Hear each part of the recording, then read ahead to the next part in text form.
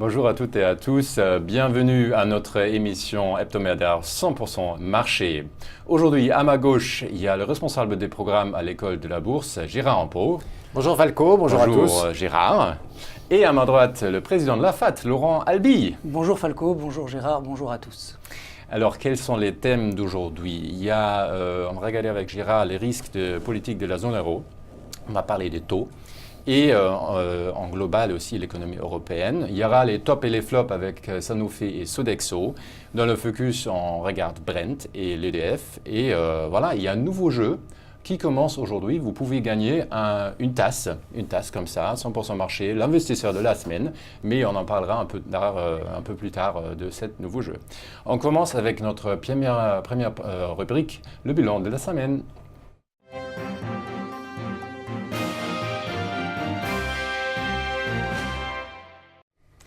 Donc Gérard, tout va bien en Europe?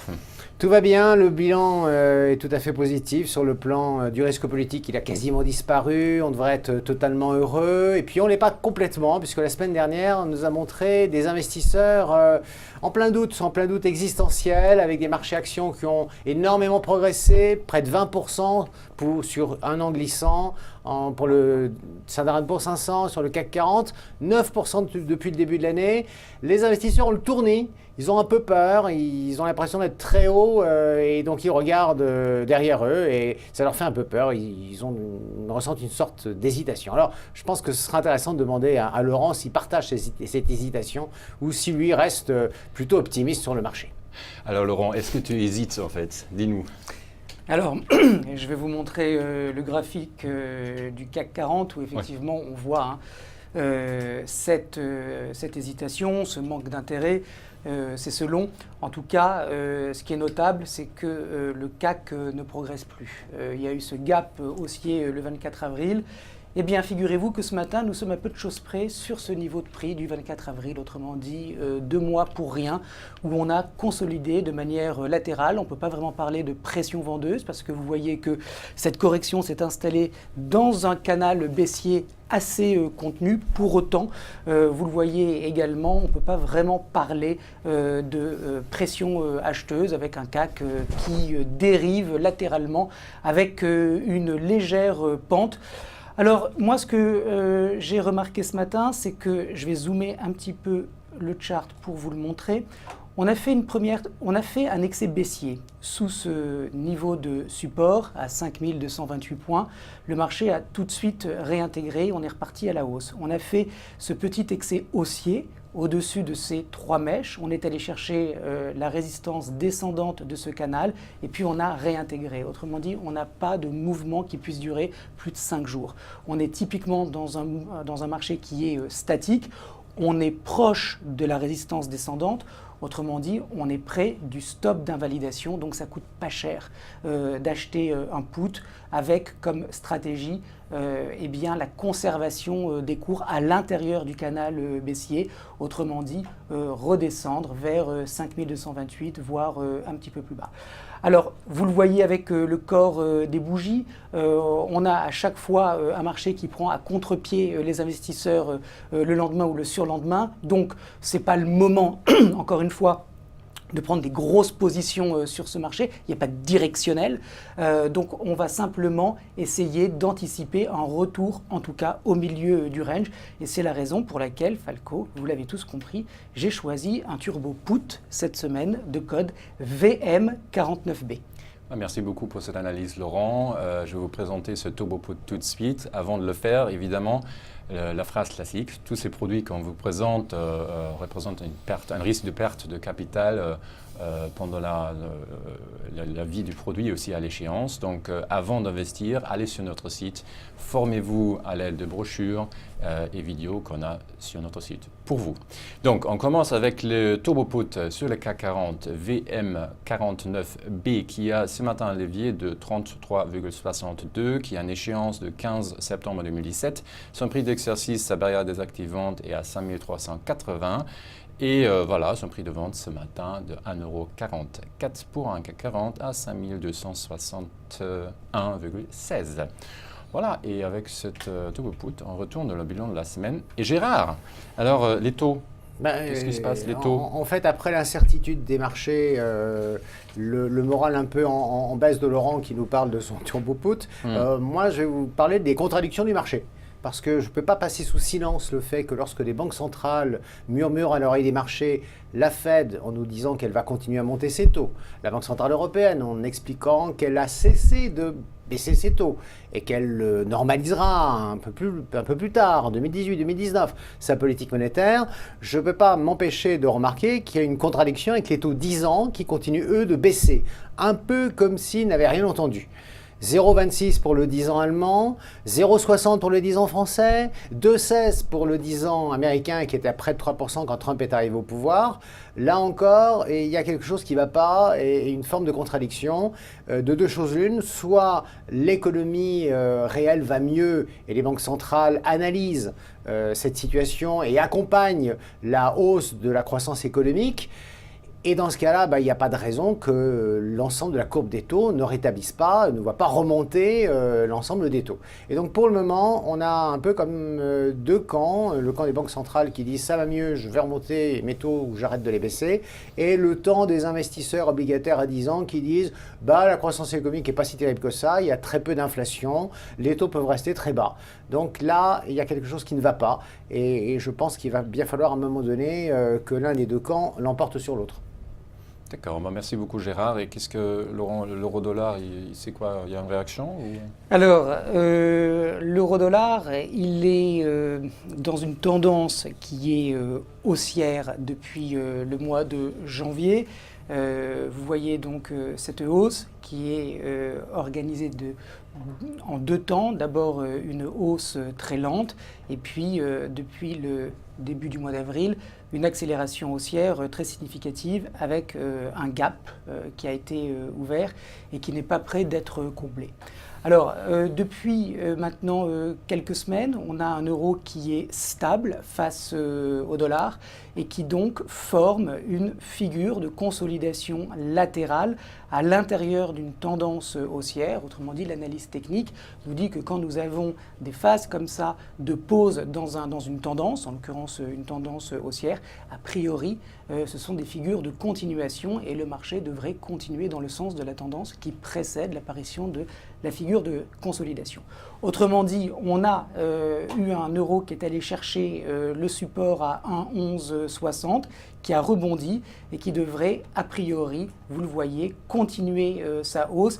J'ai mis en gris un tout petit niveau de résistance locale pour vous montrer que une clôture au-dessus de ce niveau validerait donc le retour vers la résistance et à terme un dépassement de ce niveau à 1,13 pour aller filer vers les 1,14. Alors comme Gérard le soulignait, on a effectivement des investisseurs qui sont dubitatifs devant la force de l'économie américaine. Il y a des éléments qui sont un petit peu négatifs, qui apparaissent graduellement. En tout cas, ce qu'on peut dire, c'est que le reflation trade, qui a été finalement ce trade fait par tous les investisseurs avec l'arrivée de Donald Trump, est en train de se dégonfler doucement. Et c'est ce qui explique d'ailleurs la chute des taux longs qui ne sont pas contrôlés par la Fed, mais par le marché. Et donc des opérateurs sur le marché obligataire qui ne croient pas ou qui ne croient plus en fait, à ces tensions inflationnistes avec un prix du baril qui, on va le voir dans quelques minutes, continue de baisser et des éléments par ailleurs, hausse des salaires qui est faible aux États-Unis, ralentissement du crédit, enfin, voilà, beaucoup d'éléments économiques qui montrent qu'il y a un tassement de la dynamique positive dans laquelle était l'économie américaine et donc un dollar qui est malmené, c'est la conclusion, et donc un euro qui devrait en principe, tant que ce support n'est pas enfoncé, continue de progresser. Même s'il n'y a pas beaucoup de vitesse, il devrait malgré tout continuer de s'apprécier face au dollar. Donc dans ce contexte qui est favorable à la devise européenne, on a choisi un variant call de code SK03B.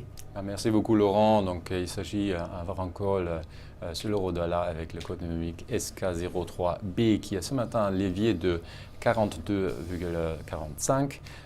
Son échéance est aussi de 15 septembre 2017. Son prix d'exercice est de 1,14 et son prix de vente ce matin de 92 centimes pour un euro-dollar à 1,1227. Voilà, on retourne dans le bilan de la semaine et on va parler de l'économie, non? On va rester sur quelque chose d'assez positif, Falco, en réalité. Ouais. Peut-être que ça redonnera un peu le moral aussi à Laurent. Ouais. Mais l'idée générale, c'est que si les investisseurs hésitent, que ce soit en actions ou en obligations, et s'ils ont quelques doutes, ils devraient quand même se souvenir que nous n'avons jamais eu d'aussi bonnes statistiques depuis quelques années en zone euro. Donc, si je prends l'exemple de la France, 1,6 de croissance économique prévue pour 2017, c'est le meilleur chiffre qu'on ait eu ces 5 dernières années. Et on a à la fois un moral des chefs d'entreprise, un moral des investisseurs et des consommateurs qui se tient très bien. Le bémol, c'est finalement, à côté de l'été européen, l'automne qui peut-être commence à s'installer via le Brexit sur le Royaume-Uni, avec des chiffres qui commencent à être un peu moins favorable, une inflation relativement forte, consécutive à la baisse de 15% du sterling contre les autres grandes monnaies, et puis un niveau de croissance économique au premier trimestre qui est beaucoup plus faible que celui qui était anticipé et sur lequel on a finalement quelques remarques assez négatives. Pour les États-Unis, que je n'ai pas cité, j'évoquerai simplement le fait que nous sommes dans un cycle économique qui est le 3e plus long en termes de croissance économique depuis qu'on tient l'histoire des cycles économiques aux États-Unis, mais un cycle économique n'a pas de date de péremption. C'est généralement un choc extérieur, comme en 2000, le crack des valeurs technologiques en 2000, ou en 2008, la faillite de Lehman Brothers, qui vient marquer un coup d'arrêt à un cycle économique qui est, même s'il est ancien, toujours relativement bien accroché, ne serait-ce qu'à travers l'investissement des entreprises, l'investissement immobilier et la consommation des ménages, avec entre autres des ventes de voitures qui sont à un niveau historique élevé aux États-Unis. Mais c'est vrai qu'on est en fin de cycle, on n'est pas en début de cycle, et ça ne durera pas aussi longtemps que les impôts. Merci beaucoup Gérard pour cette fin de bilan de la semaine. Et on passe tout de suite à notre prochaine rubrique, les tops et les flops.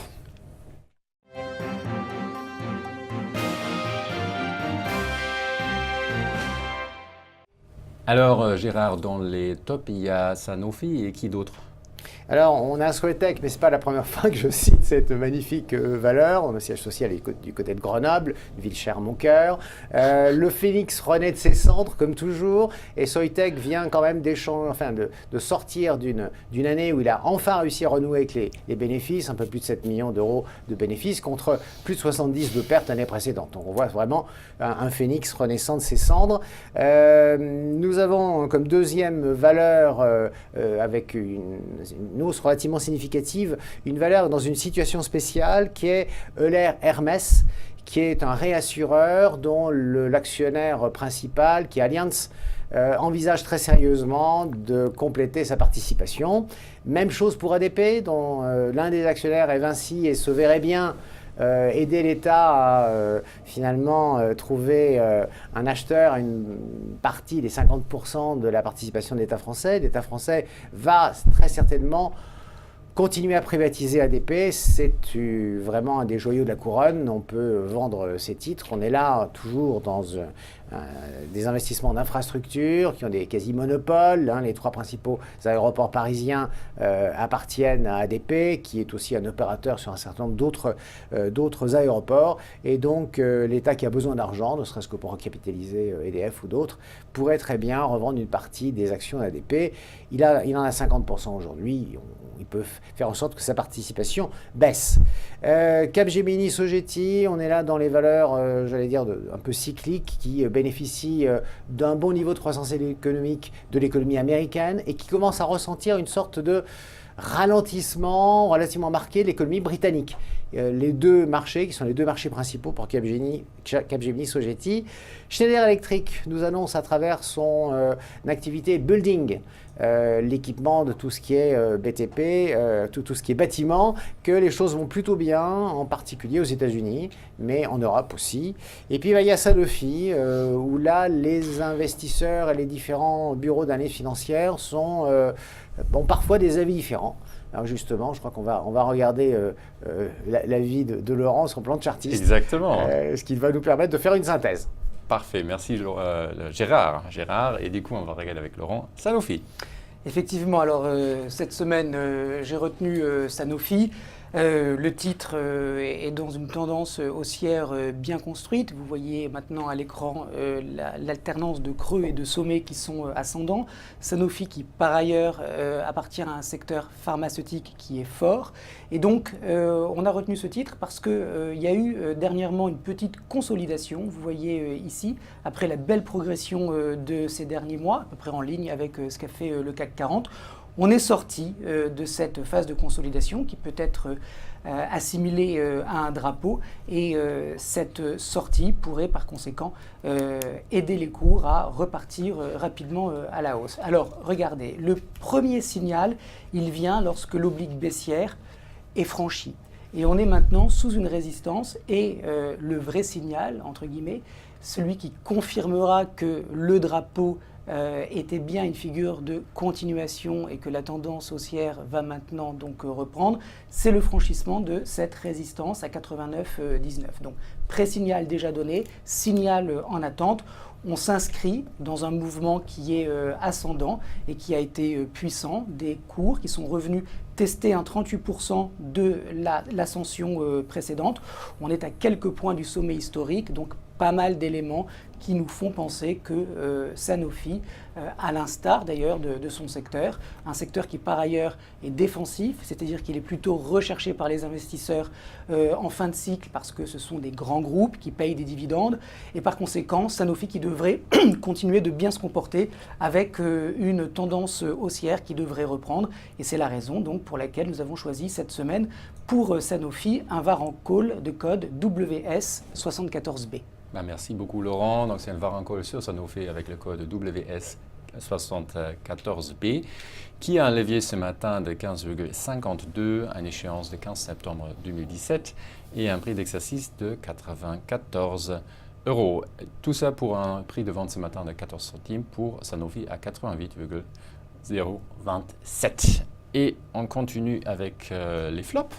Gérard, quels sont les flops? Il y a qui? Sodexo, Alors, STM Microelectronics, encore une autre valeur grenobloise. Comme voit, je suis relativement équilibré dans mes coups de cœur et mes coups de gueule. En tout état de cause, on a là un quasi-équipementier de sociétés technologiques dont Apple. Et lorsqu'Apple s'enrhume ou éternue, les équipementiers vont moins bien. Bon, cela dit, on est quand même sur la plupart des valeurs que j'ai citées depuis quelques mois sur d'assez fortes hausses, donc il n'est pas inintéressant de voir qu'elles reprennent un peu leur souffle. Renault, c'est un peu la même chose. L'ensemble du secteur de l'automobile et des équipementiers a eu des performances relativement éblouissantes. Et là, même si l'année s'annonce plutôt bonne pour Renault, de temps en temps, il y a une sorte de... Le soufflet repose un peu, ce qui est le cas. Pour Sodexo, plus difficile de savoir pourquoi il a reculé cette semaine. Je pense que de toute façon, ça reste une valeur intéressante sur le plan mondial parce que c'est un des leaders sur son marché. C'est un des seuls grands mondiaux capables de s'occuper des bases vie, de gérer des immeubles et de s'occuper de tout ce qui est restauration collective. Carrefour, lui, c'est peut-être le mauvais élève de la classe de toutes les valeurs que j'ai pu citer jusque-là. À la fois parce que Carrefour s'est retrouvé finalement confronté à des difficultés dans le e-commerce sur ses marchés chinois et français. Alors là, on a la relève de la garde puisque Plassard part et Bompard arrive. Alors bonne chance à Bompard pour la reprise de Carrefour qui se situe encore sur un marché extrêmement concurrentiel. Quand l'ancien patron Plassard est parti lors de l'Assemblée générale, il a dit qu'il avait rarement connu un marché aussi dur que l'état du marché de la grande distribution aujourd'hui. Donc, bon courage au nouveau président. Quant à Total, les trois sorcières qui prévalent à l'évolution de son cours de bourse, le prix du baril, sur lequel on va revenir, mais aussi l'euro-dollar, tout à l'heure abordé par notre ami Laurent, et enfin le niveau du prix du raffinage, la marche sur le raffinage, tout ça est pour deux des trois composants relativement mal orientés. Ça explique bien entendu que la valeur soit aujourd'hui une valeur relativement sacrifiée sur les marchés, à l'image des pétrolières et des parapétrolières. Parfait, merci beaucoup Gérard, et on va regarder Sodexo avec Laurent. Oui, alors Sodexo qui effectivement a eu une semaine un petit peu un petit peu chahuté, un petit peu chaotique. Mais regardez l'écran, vous voyez que finalement cette baisse de cette semaine, elle s'inscrit dans un mouvement un petit peu plus grand où on voit de la distribution qui rentre sur le marché. Et j'ai tracé ici où j'ai cette flèche et cette ligne de coup pour vous montrer que Sodexo a mis en place une figure de renversement bien connue des chartistes, une tête-épaule, et que le signal baissier de cette tête-épaule a été donné. Donc, comme Sanofi avait mis en place un drapeau dont il était sorti, eh bien Sodexo sort de cette tête-épaule. Et vous le voyez, en zoomant un petit peu, on a eu donc une première sortie avec des acheteurs qui ont essayé vraiment de soutenir les cours, hein, de ne pas confirmer cette sortie baissière. Et puis le lendemain, on est reparti à la baisse, on a refait une tentative pour rebondir, mais on s'est arrêté, regardez la mèche, vraiment sur la ligne de coup. Donc maintenant, on a un retournement sur Sodexo qui semble être confirmé. Alors, ce retournement, ce n'est pas forcément un retournement de tendance, c'est peut-être simplement qu'une correction à l'intérieur d'une tendance haussière. C'est pour ça que j'ai mis cette flèche bleue ici pour montrer quelle était la première cible baissière sur Sodexo. 114 €, vous le voyez, quand on regarde toute l'impulsion qui précède, ça doit faire à la louche un petit 50%, donc il n'y a pas du tout de quoi s'inquiéter. On est juste sur une séquence maintenant de distribution avec peut-être des investisseurs qui prennent leurs profits. En tout cas, à très court terme, on est obligé de constater cette rupture de support et donc ce risque baissier de très court terme qui apparaît. Et donc on a choisi un varan put sur Sodexo avec un prix d'exercice à 114, donc très out of the money pour avoir un prix qui est justement qui reste intéressant. Et donc on a choisi ce varan put de code TL48B.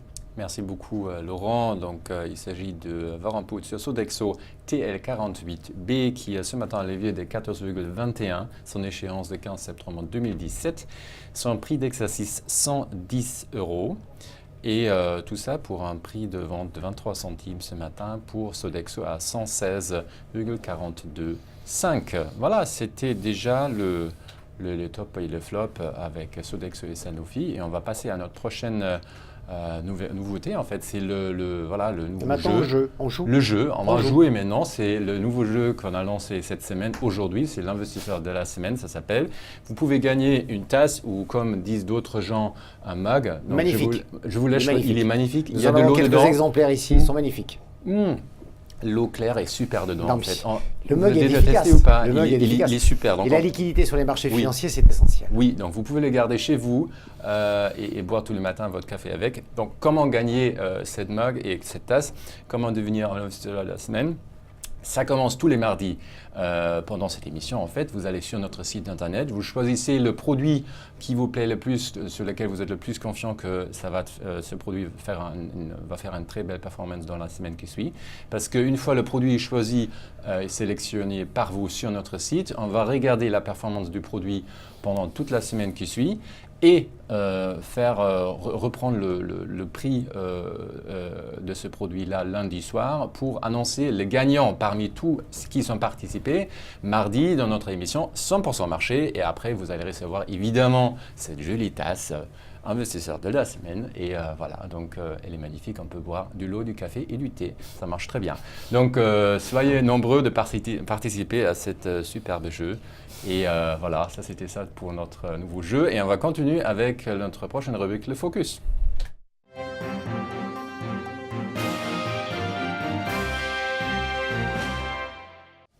Alors Gérard, on va parler du pétrole dans le Focus. Oui, je commencerai par cette maxime des nuls besoins d'espérer pour entreprendre. Donc tout à l'heure, Laurence me demandait avant l'émission ce que j'allais bien pouvoir dire pour expliquer l'évolution du prix du pétrole. Je crois que je vais essayer de considérer les deux parties prenantes. Les producteurs d'un côté, les consommateurs de l'autre. Les producteurs, ils sont à nouveau très américains. C'est le pétrole et le gaz de schiste, le pétrole de schiste en particulier ici. Le nombre de machines utilisées pour extraire le pétrole de schiste schiste était de l'ordre de 450 il y a un an, plus de 900 aujourd'hui.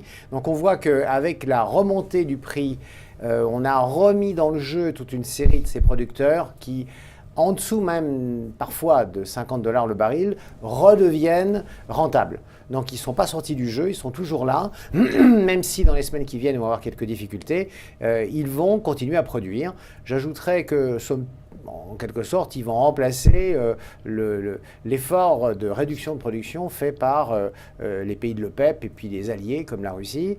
Et donc, sur le plan de l'offre de pétrole, elle va rester relativement abondante.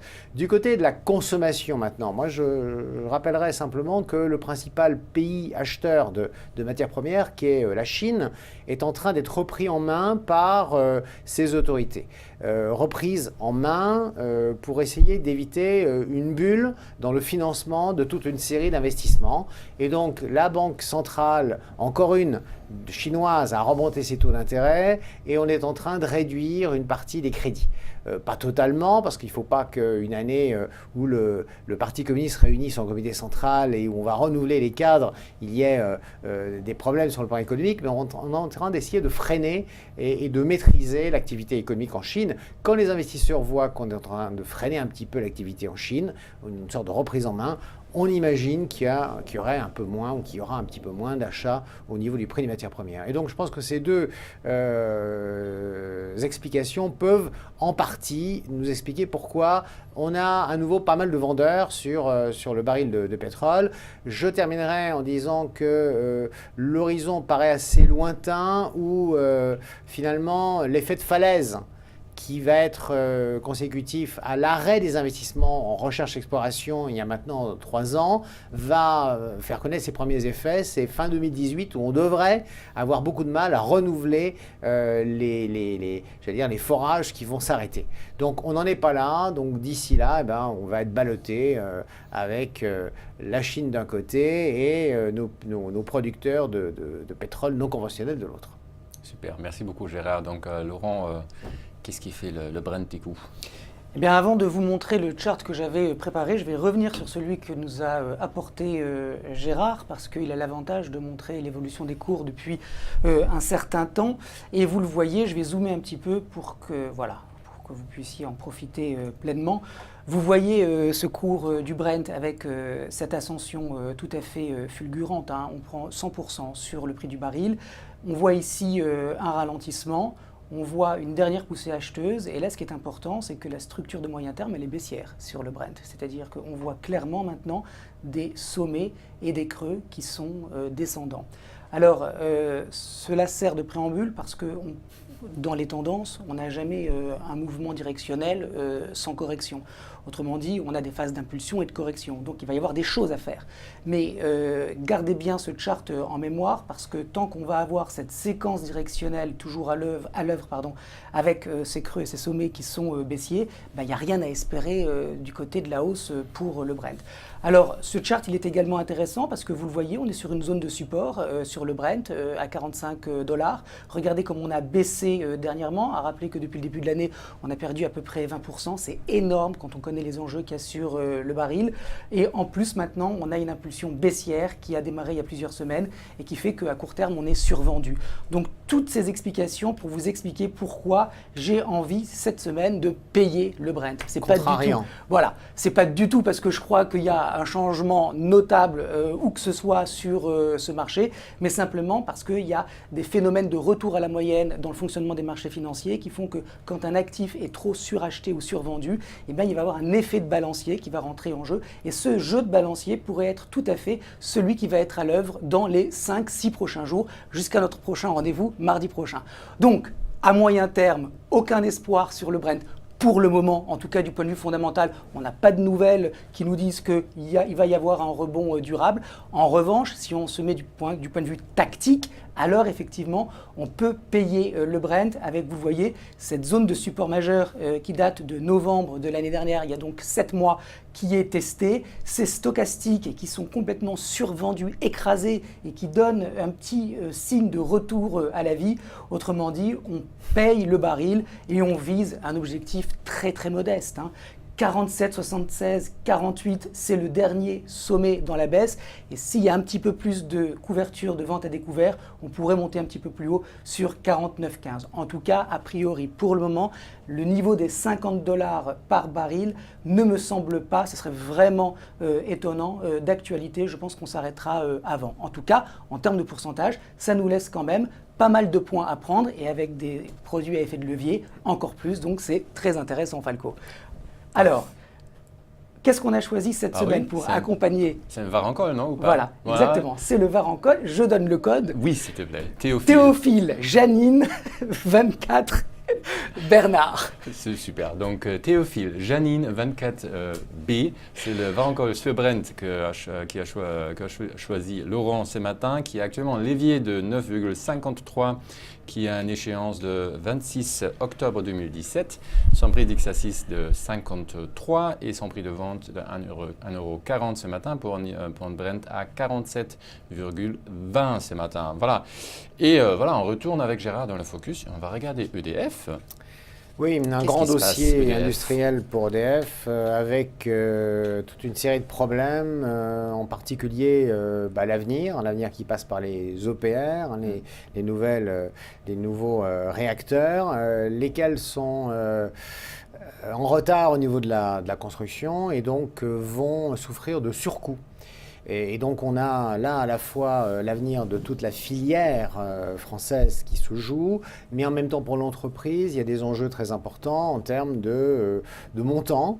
Que ce soit, j'ai pris l'exemple de l'Angleterre avec Hinkley Point, ou que ce soit la Chine, ou que ce soit les EPR du nord de l'Europe, EDF est redevenu ou devenu le principal dossier industriel pour l'État actionnaire, lequel va devoir accompagner EDF dans cette longue marche qui s'annonce assez difficile. Voilà, donc une entreprise sous pression et un cours de bourse qui, d'une certaine manière, nous montre que l'entreprise connaît des difficultés. Merci beaucoup Gérard. Donc ça c'était le focus et on va passer à notre prochaine rubrique à ne pas manquer.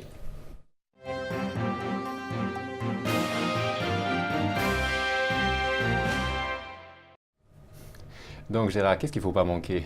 Les banques centrales, pour le moment, n'ont pas de réunion prévue. On reparlera d'elles au mois de juillet. Elles ne partent pas en vacances tout de suite. Ce n'est pas tout à fait comme certains d'entre nous autour de la table. Sinon, pour les statistiques, on aura en Allemagne l'IFO, c'est-à-dire finalement le niveau de confiance de la plupart des secteurs, à l'exception de la finance et de la banque. Et puis un chiffre sur les demandeurs d'emploi qui est toujours un chiffre très, très politique et très sensible au niveau de la confiance des ménages. Et puis le niveau de prêt à la consommation, qui ne devrait pas nous annoncer un niveau de prêt à la consommation trop important avec la baisse du prix du pétrole de ces derniers temps.